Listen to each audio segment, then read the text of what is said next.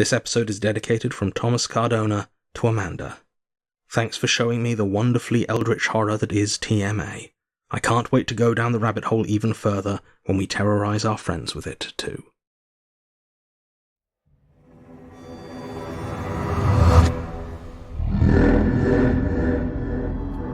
Rusty Quill presents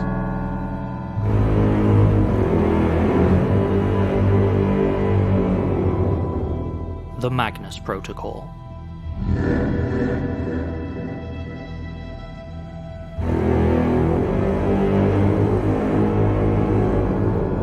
Episode 12, Getting Off.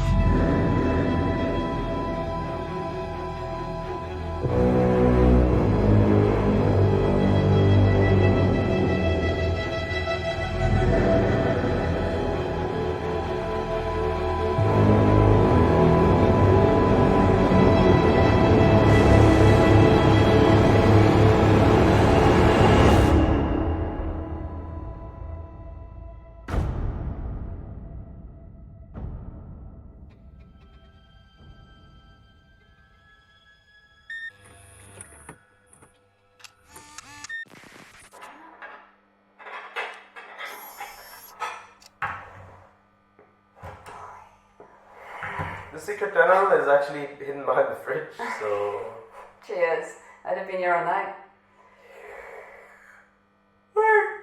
Tea. Need tea. Oh, middle cupboard on the left, isn't it? Empty. Ah, well, if it's not there, I'm afraid we might just be out. Tell you what, give me a moment.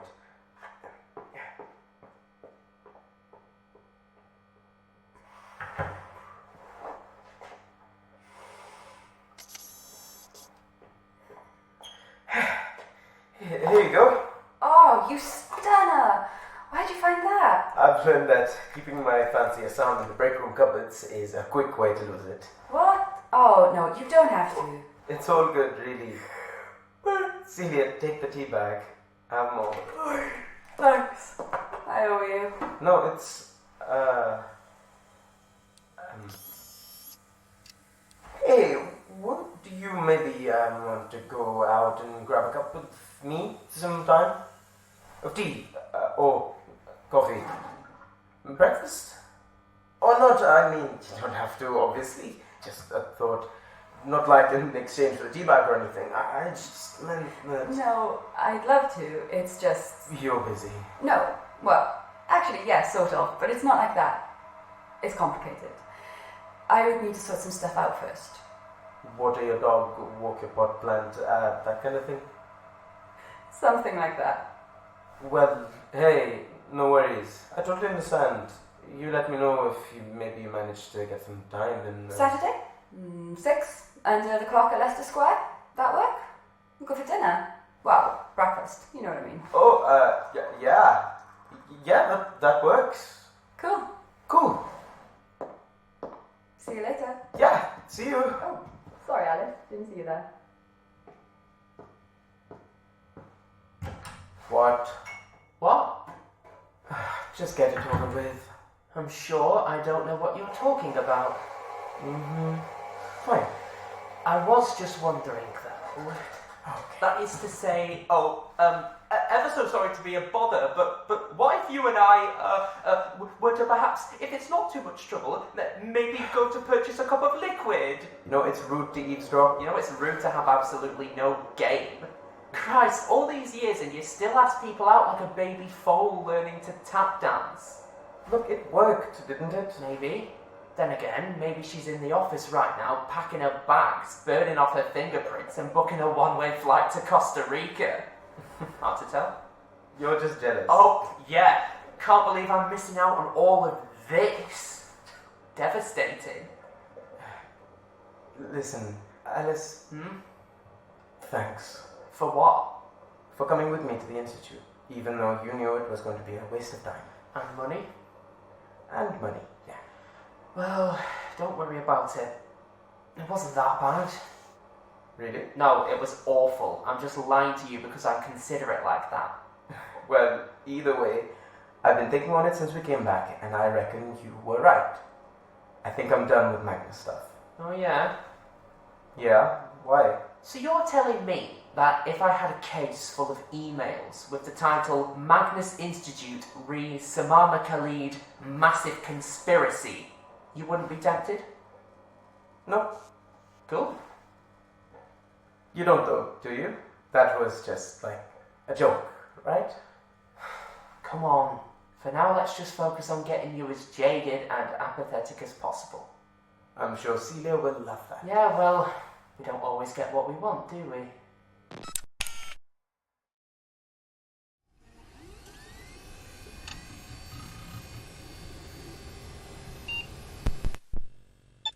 Claim review EL-56920. Policyholder Soho Jacks Limited. Policy number 548651-656. Policy type Employer's liability. Site address Soho Jacks, 9 Carlisle Street, London, W1D 3BK. Affected employee Ms. Jordan Bennett. Date of incident 9 March 2024. Incident location on site. Documentation crime report submitted. Medical practitioner's report submitted. Incident book entry submitted. First aider's report submitted. Supervisor's incident report submitted. HSE communications submitted. Health and safety policies submitted. Employment contract submitted. Claim valuation £1.56 million sterling. Assessment conclusion claim denied. Reason fraudulent claim. See incident description and police report. Incident description as follows. I've been advised by my lawyer that I should cooperate with your insurance claim, even if I am suing your asses to kingdom come. Something about acting in good faith. So here is my account of what happened, for all the good it'll do. I could apologise for the handwriting, but since it's your damn fault, I won't bother. I started working at Jack's in the spring of 21 after finishing the Flare Academy 6 months earlier. I hadn't found a job the whole time, and I was just about to call it. Go back to flipping burgers when Jack's replied. Got an interview straight away, bossed the demo, and somehow found myself tending at the Soho Gentlemen's Club. Jack's has dances on the bottom 2 floors with VIP suites for hire above, with a dedicated bouncer keeping them separate. Really it's just a quieter box with a private bar, some comfy chairs and the option of private dancers. It's always booked up with swank dickheads trying to show off, but stags are the worst. They're cheap, they're loud, they drink too much, tip too little, and only ever hire one dance for the groom. Plus there's always some nice guy that won't shut up about exploitation without even bothering to stop staring. This lot weren't the worst. Just a bunch of heavy-set middle-aged lads with names like Ozza or Rozza or whatever. My guess was they used to be a school rugby team or something. The groom was fine, acted embarrassed even though he was obviously keen, and they were easily pleased. They mostly just ordered lager, so I did a couple of helicopters and a flash with some empties just for show and then left them to it and got ahead with restocking while they all swore they'd come back every year. No one ever does. They started giving the groom gifts. Same old tat as always. Cufflinks, poo gags, all the standard stuff. Then the groom spotted the last one on the table, this cheap yellow and purple kid's lunchbox. It looked old and shoddy and no one admitted to bringing it in, but the groom just squealed with glee and carefully opened it before pulling out a bunch of old souvenir merch. Pencils, postcards, keyrings, all sorts of crap. All the same yellow and purple, and last of all a cracked CD case. When they saw it, the whole bunch gave this big laughing cheer. I could see which way the wind was blowing, and sure enough the best man came over and asked if he could play it. The cover had this awful Comic Sans title, Mr. Bonzo's on his way, and I wasn't exactly thrilled by this. Mr. Bonzo was way before my time, and from what I'd seen online he'd always looked pretty messed up. But hey, it was their night. If they wanted to spend it on some cringy nostalgia trip, who was I to say no? This kind of thing happened often enough that we kept a battered old CD player in the back that we could patch into the room speakers, just in case. So I ducked back there, put it on, turned the volume down as low as I thought I could get away with, and prayed it wasn't too obnoxious. Immediately the cheering children's voices blared out the speakers, accompanied by bouncy tubas loud enough to drown out the rest of the club's music. It was awful, but I could hear the lads stamping the floor in rhythm, and as the kids started singing, the men were singing along. Mr. Bonzo's on his way, he wants to stay, he wants to play. Mr. Bonzo's on his way, he wants to stay, he wants to play. I gave them a minute since I didn't want to be a total killjoy, but finally I reached over and turned off the CD player before Derek came down from the office to have a word. But instead of stopping, it just grew louder, rattling the glassware in the bar. Mr. Bonzo's on his way, he wants to stay, he wants to play. I even yanked the cables from the speakers, but it just kept getting louder. I was just reaching for my walkie to call for a techie when I heard this massive crash from the room, followed by this cheer from the party. I rushed back in ready to give them a bollocking, but then hesitated behind the door when I saw it. It was hunched in the doorway, a bulbous figure with a purple hat that cast crazed shadows in all directions thanks to the club's lighting. Then it doffed its hat and pushed itself into the room, foam catching on the doorframe with a squeak that set my teeth on edge. Its massive, bulbous, googly eyes seemed to roam all over the room before settling on the groom, and it was almost as if the huge, toothy grin grew that little bit wider when it saw him. The rugby boys were tripping over themselves to get in and hug it, laughing and pushing the groom to the front, and so I figured at that point it was a prank. Again, none of them took credit for it, and there was a moment of genuine hesitation until one of them yelled out, "It's your lap dance, Baz," and they all fell about laughing. I know you'll think I should have seen the funny side of it. After all, they weren't a bad bunch, but I was pissed. Not at them, they didn't know any better, but at Joey the doorman. Derek had already ripped him a new one after he ducked out for a smoke and left me alone with punters. If he'd done it again, and this time accidentally let this kind of thing happen, I was ready to kill him myself. I began to stride over, readying for the inevitable complaints, then hesitated as I saw something far more unnerving than the ugly costume that was capering with the groom in the middle of the group. There was a pair of heavy boots on their side, poking just inside the still open doorway. Joey's boots. And they weren't moving. Just then the googly eyes turned to me, and a puffy finger raised cheekily to its mouth. By this time the men had all started chanting "Bonzo, Bonzo, Bonzo" and stamping their feet and banging the tables in a circle around the pair in the centre as the music grew deafening, distortions creeping in as the speakers strained. I grabbed for my walkie to call for help, but as I raised it to my face I could hear that same god-awful tune blaring from the tinny little speaker. Mr. Bonzo's on his way, he wants to stay, he wants to play. I started to yell at them, telling them to stop, to get out before we called the police, but none of them heard. They were still focused on the thing as it took the groom by the arms and began to spin him around faster and faster. The watching men were falling over one another in hysterics as it drew itself up to its full height, a full head taller than the largest of them, and, still spinning, suddenly ripped the groom's arms from their sockets with the grisly snap of bone, tendon, and muscle. I remember they were still laughing as the groom began to scream, blood flooding out of his shoulders in gouts. It was only when I screamed with him that they realised what was happening. They began screaming themselves as Mr. Bonzo plunged its oversized hand into the groom's mouth, his teeth unable to penetrate its sweaty hide. The other hand closed over his face, stubby fingers pressing into his eyes and smothering his nose. Then the two hands jerked apart, unfolding the groom's head with another flowering explosion of blood. The men began to roar, some in rage but most in terror. A few of the bigger guys picked up chairs or bottles and began to beat and slash at the thing. It didn't seem to notice, its bulbous bloodshot eyes staying fixed on the groom's body as it raised it overhead. One slash from a broken bottle burst one of the spots on its body, releasing a stream of thick, viscous liquid sloughing out from inside, some vile mixture of putrid water, rotten foam, and rancid meat. The Bonzo thing didn't seem to notice as it raised the body and slammed it back into the floor, over and over and over, each blow pulverizing the flesh and showering us in gore until all that was left was a dripping sack of shattered bones that it shoveled into its gaping, gap-toothed mouth with satisfaction. For a split second, all was still. But the music just pounded on, barely recognisable now over the distortion from the smoking speakers, as those voices, no longer childlike, still chanted the words, He's here to stay. He wants to play. Then Mr. Bonzo turned towards us, with its head bowed almost reverentially, and everyone went silent. Slowly, awfully slowly, it raised its head, tilting it coquettishly to one side. Then the seams across its face split, revealing its gaping maw filled with even larger, sharper teeth. And it boomed playfully, "Bonzo, Bonzo, Bonzo."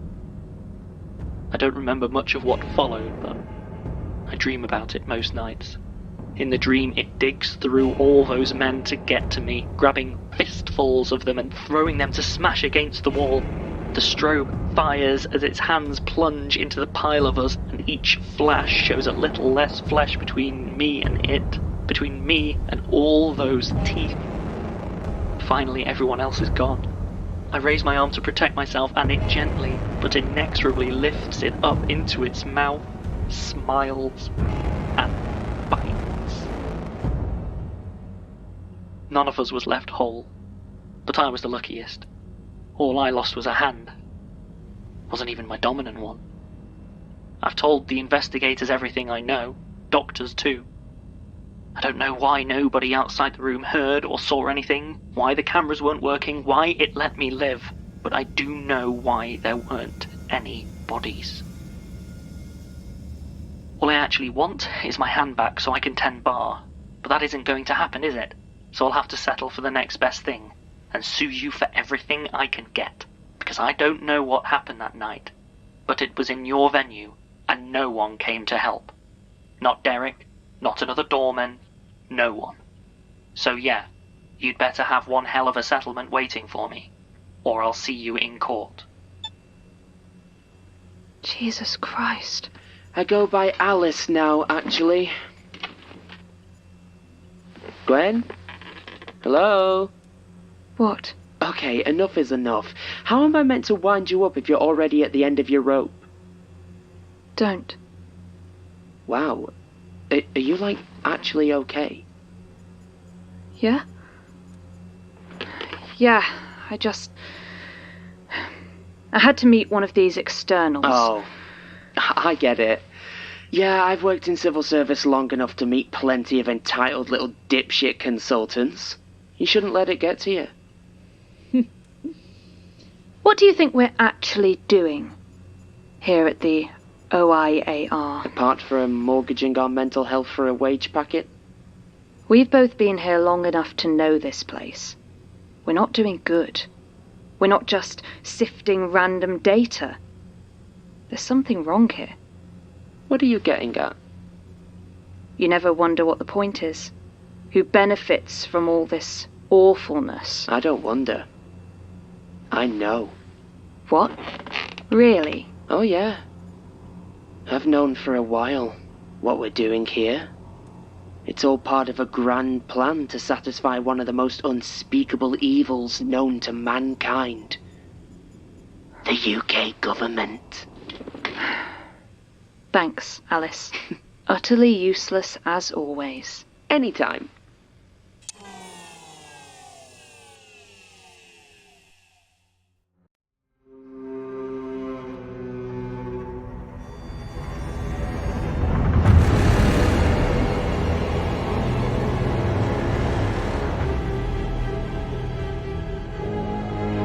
The Magnus Protocol is a podcast distributed by Rusty Quill and licensed under a Creative Commons Attribution Non-Commercial Share-alike 4.0 international license. The series is created by Jonathan Sims and Alexander J. Newell, and directed by Alexander J. Newell. This episode was written by Alexander J. Newell, and edited with additional materials by Jonathan Sims, with vocal edits by Lorianne Davis, soundscaping by Tessa Vroom, and mastering by Catherine Rinella, with music by Sam Jones. It featured Billy Hindle as Alice Dyer, Shahan Hamza as Samana Khalid, Anusha Battersby as Gwen Bouchard, Lorianne Davis as Celia Ripley, with additional voices from Alexander J. Newell. The Magnus Protocol is produced by April Sumner, with executive producers Alexander J. Newell, Danny McDonough, Lynn C., and Samantha F.G. Hamilton. And associate producers Jordan L. Hawke, Taylor Michaels, Nicole Perlman, Cetius de Raven, and Megan Nice.